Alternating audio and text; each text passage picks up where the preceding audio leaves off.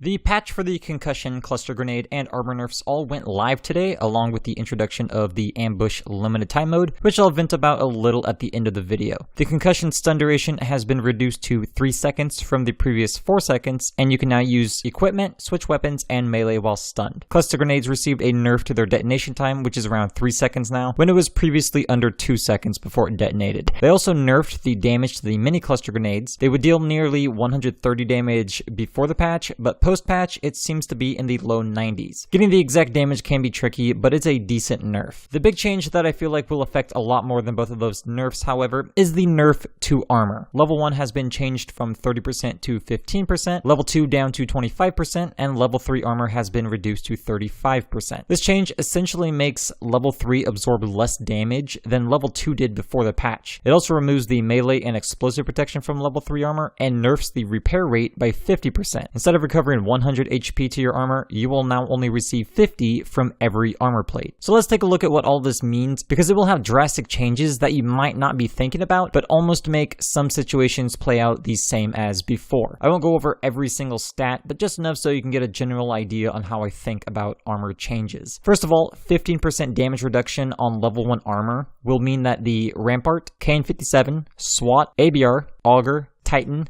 and VKM will not have their shots to kill reduced at all against someone wearing level 1 armor until you start going past the 50 meter range. It will literally be useless against all of those guns for a lot of gunfights. I'm not sure if I should even waste armor plates on repairing level 1 anymore.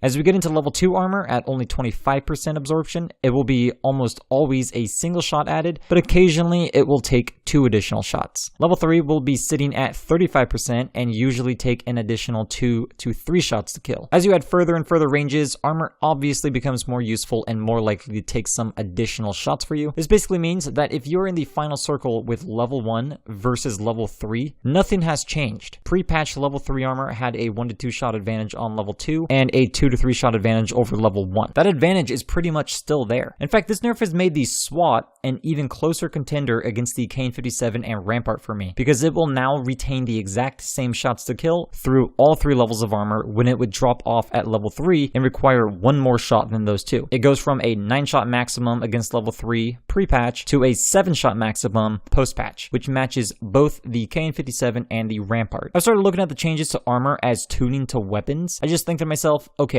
now what weapon is the best against all 3 tiers of armor in terms of time to kill? The SWAT, hands down right now. If you ask me, I think there should be just 2 tiers of armor that offer the exact same damage absorption, except one of them will offer the head protection. It would be a lot easier to tune a single rate of absorption across the board for all weapons, rather than this back and forth that just keeps them in line with each other. Finally, I want to talk about the new ambush mode just real quick. I love the idea of it. I feel like this would have been a very good mode to put in the solo playlist. Even the close quarters collapse was in quads, and it didn't have to be. Solo and duos are getting left out of doing LTMs, and it's a little disappointing. So I wanted to get everyone's opinion on that. Do you think ambush makes more sense in quads, or would it be better as a solo playlist? Let me know in the comments below, and let me know what you think about the armor nerfs along with the concussion and cluster nerfs. A like and subscribe is always appreciated, and I'll see you next time.